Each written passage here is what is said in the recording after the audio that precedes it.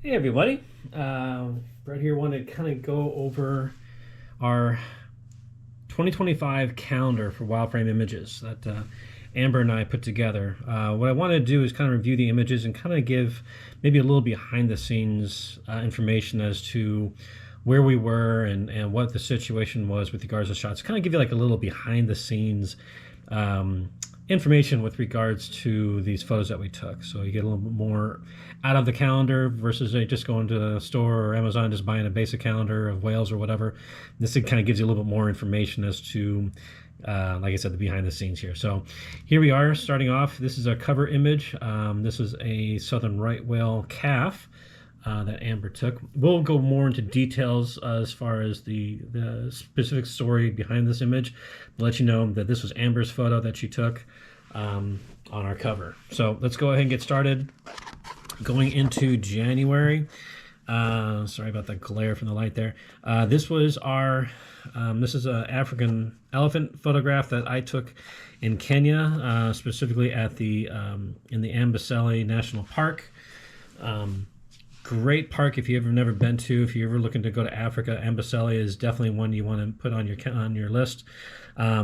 It's great because it's known for their elephants. Elephants are really pronounced here.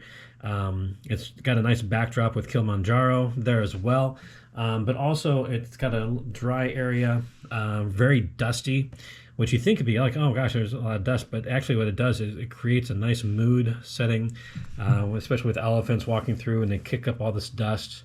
And this was, of course, as you can see, taken at sunset with clouds.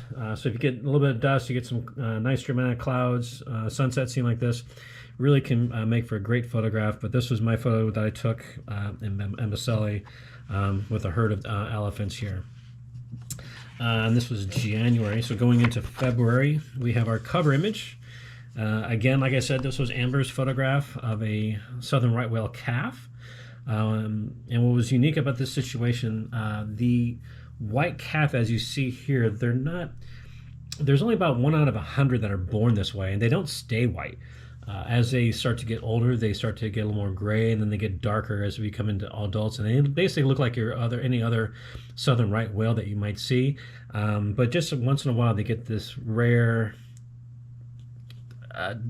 genetic change where they become white.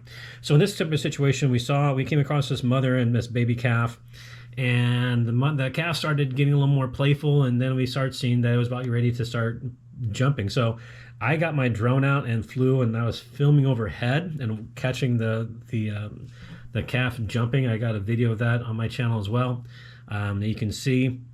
And when they breach, they don't just breach once. And they say, get your camera ready. If you see one breach, get ready because it's going to breach again. And this particular calf, it breached like 7 times. So I was filming, and then Amber grabbed our topside camera with our telephoto lens on it, and she was able to capture this photo. So we kind of both were doing a tag team of this calf jumping and whatnot. So that's her image, and this was taken in Argentina. Also, by the way, kind of hard to see on the video, but on either corner of the photo, either on this side or this side, you will see what the animal is, or what's the name of the animal. So in this case, southern right whale. And it'll be a location, so where the photo was taken and who took the photo. So in this case, it would be southern right whale, Argentina, and Amber. Okay. Going into this photo is a little maybe harder to see, but Aurora Borealis in Iceland. This was Amber's photo. So when we went to Iceland, we were there for about 10 days. We did a 10-day tour. And when we got there, it was like they had their first snowfall.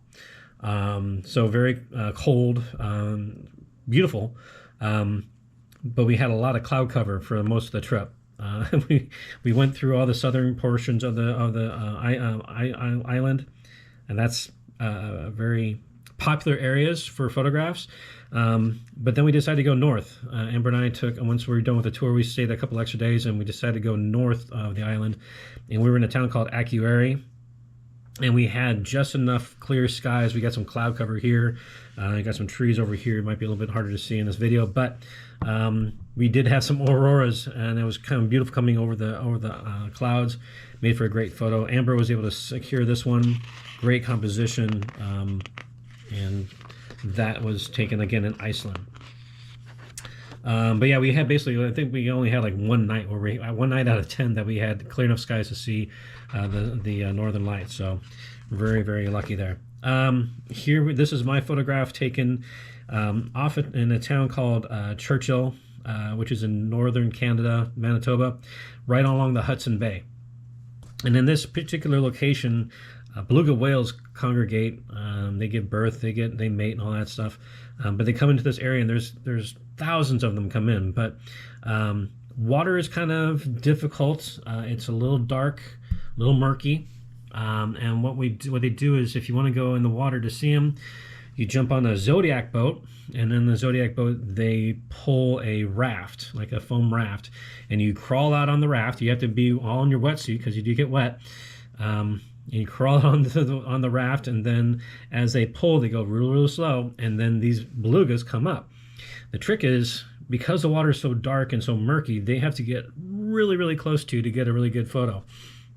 And on our 4th day that we were out, we had a pod that were super, super curious, and they came up real close. I even had a couple that came up and bumped the glass dome of my camera housing.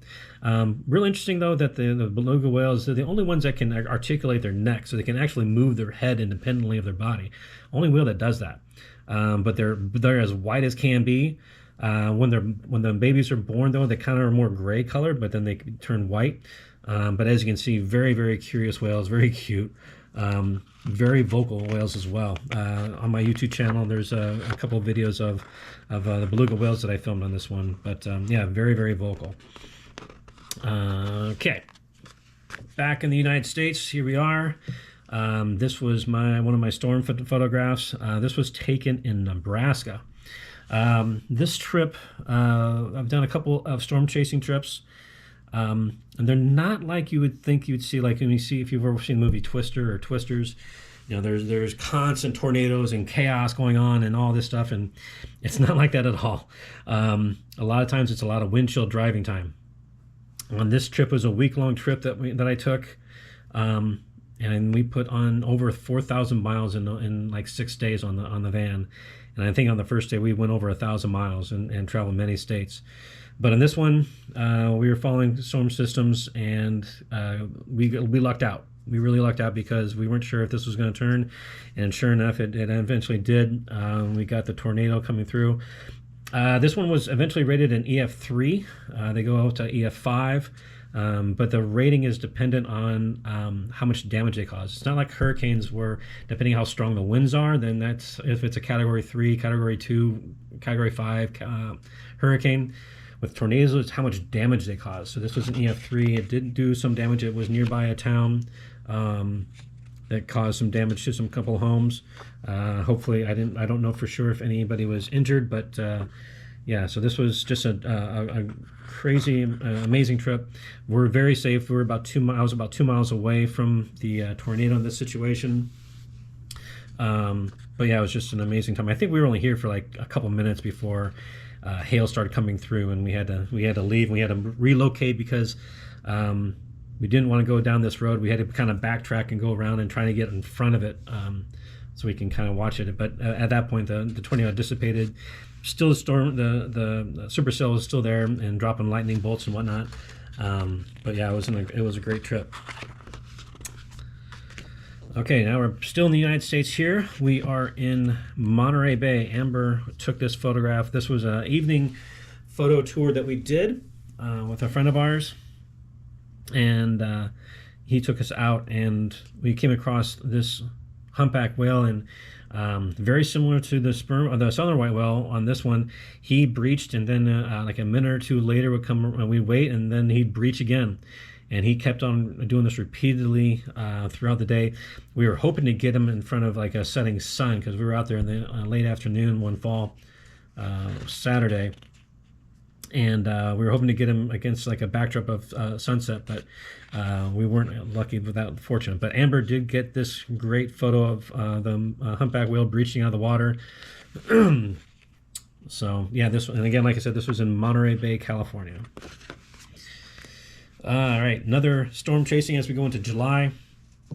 Supercell coming across a crop field in Kansas. I was able to capture the lightning bolt. We parked here. I think we were here for maybe 5 minutes, very, very short time frame, and watched this supercell kind of approach us, and the lightning bolts just dropping underneath it. Sun was setting behind it, so we had this nice color in the backside, while the setting sun, or the darker colors, over in this side. But yeah, it was really neat. Crazy thing with when you're photographing storms, and you've kind of noticed it, as the storm approaches you, temperatures and winds start to change. So when this storm came towards me, I noticed the wind direction changed. It picked up speed, and then the temperature dropped like 10 degrees. So it was quite the unique experience to photograph this. And sure enough, we're like, okay, we got to get back in the van and move on down the road so we can get out of its wrath. Okay, back in Argentina, Amber took this photograph of a southern white whale. This is what they remember I showed you before before we had the calf. This is what that calf will look like when it reaches adult age. So southern right whales also, they're not as, I would say they're as curious as belugas, but they're still very curious. And another thing is that they don't really have a personal space bubble. They will swim, and if you're right in front of them, they'll just keep coming towards you and to basically make you move out of the way. Amber this was a real calm one. It was just kind of resting, and Amber was right next to it, and it would just rest at the bottom, and then it would come back up and take a breath, and then go back down and hang out, but was very comfortable with Amber being right next to it. So this was a great photograph that Amber got in Argentina of a southern right whale. On to September. We're off the coast of Baja California, Mexico. And on this particular trip, this is a trip we did, we're chasing sardines. Sardines school, little fish, they school into big groups, and they attract all kinds of predators. Predators can range from frigate birds to pelicans, and then you get sea lions, you get striped marlin coming through, you get skipjack tuna coming. So that was our main trip there. We were about, when we were doing that, we're about 17 miles off the coast of Baja. But this particular photo was when we were coming back. We're heading back into the bay and getting back to our catamaran that we were staying on. And when we came back, we came across a school of mobula rays, or also known as devil rays. And these rays, which is also unique about them, is that they will breach. They will jump out of the water and then belly flop straight down into the water on top. And they make this big old splash noise. So really easy to find. So we got in the water and we're able to follow these guys. It seemed like they were swimming out towards the sunset. It was quite unique. But Amber again got this photograph of this massive school of mobulas swimming, heading towards the surface, right off the coast of Baja. All right, now we're into another island called Dominica. Dominica is in the Caribbean, and Dominica is known for whales, specifically sperm whales. The sperm whales, which was really unique about them, is that much different than your humpbacks or even belugas, where they surface quite frequently. These guys will dive down. They'll be down for 30, 45 minutes. And they don't have a song. They don't sing like humpback whales do, but they have like a clicking noise. And the only way to find them really is to have a hydrophone in the water. You can listen for that click. And that's their echolocation as they're mapping the seafloor or hunting. But when they come at the surface, then you can kind of get around them. So this time I was able to dive down and capture this sperm whale with me, and there's some other sperm whales at the surface. But this was in Dominica. Sperm whales are also very curious. You think that they're the largest toothed predator in the world, but they're very, very gentle. Some are very curious. Some are just don't want to be around you. But a lot of times I've had situations or instances where I was able just to swim right next to one, and they were very, very calm next to me. So yeah, so this is a sperm whale, Dominica. All right, now we're back in Iceland. This is in a place called, this is a mountain called Vestrahorn. It's more on the eastern side, southeastern side of Iceland. And again, like I said, we had cloudy skies, first snow, so you can see we have some snow caps on the mountains, fog and clouds in the sky kind of capping it.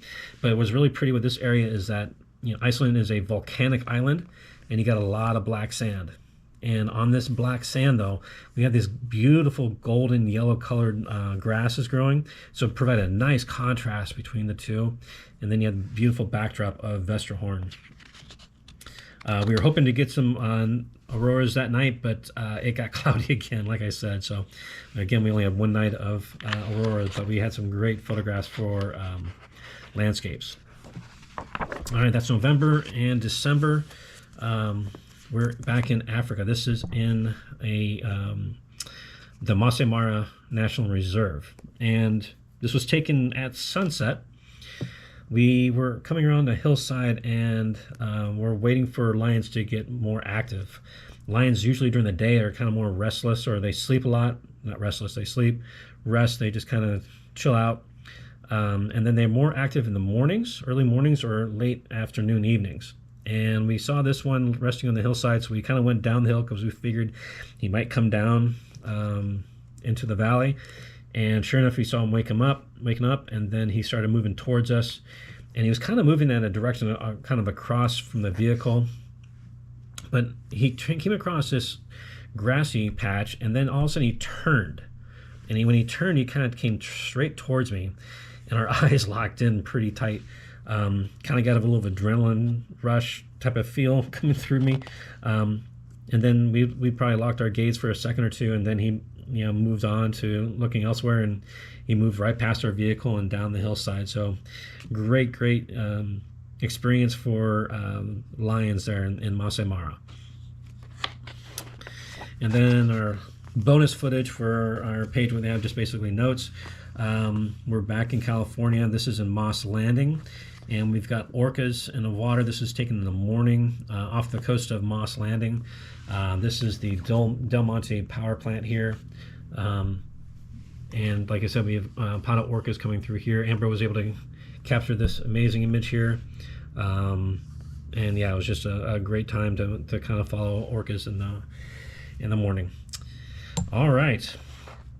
So that is our images review for our calendar. These are available for sale. Currently, we do have a limited supply. We did have them on sale for pre-order. Pre-order went fairly well, and we're going to be getting those out here real soon. We had a bit of a snafu with regards to the packaging. We ordered some packaging, but it didn't come. Well, it came, but it didn't. The packaging wasn't as rigid as we'd liked it to be. We wanted to give a little bit more protection when we send these out, so we had returned those and ordered a different brand, and we're much more confident with the mailing of that. So we'll get those out for those of you that pre-ordered. We're going to get those out here shortly, so you'll be getting them within the week. But we still have some available. I'll include the link down below. Calendars are $29.99. And free shipping within the continental U.S. So that's your flat price. If you're outside the continental U.S., please send me a note. You can DM me or put a note either in the comments below. Let me know how to get in contact with you. Let's see where you're at. See what the shipping costs are. If they're the same, great. We'll go ahead and get it going. But if it's a little bit more, then we can talk about that and make it work so we can get you this calendar. Okay. But again, go check out the link. This is our review of the calendar. Any questions, send me a note. Thank you.